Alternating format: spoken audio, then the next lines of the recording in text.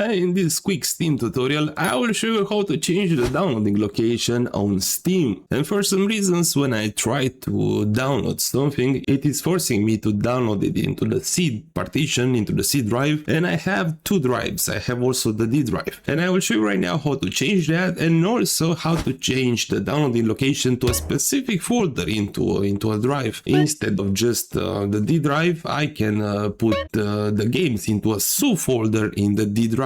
I hope my explanation does make sense. So for this we can either press on this gear icon from here to open the settings of downloads on Steam, or either we can get here using another way. We can press on Steam in the top left, settings, and now we can select storage. Alright, and you can see Steam is finding just my C partition, just the C drive. Let's press on it, and now down below we can locate add drive. So let's press on add drive to tell him that I want also to use my D drive. And now don't just press on the D drive, press on it just if you want to have your Steam folder into Steam drive. But if you are like me, if you want to put the downloads into a subfolder inside D drive, you have to choose, let me choose another location. And if you press on it, let me show you right now what will happen. Press on add.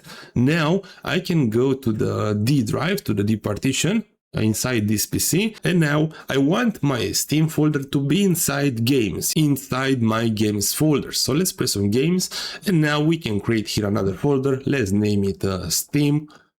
Okay, and now let's press on select folder.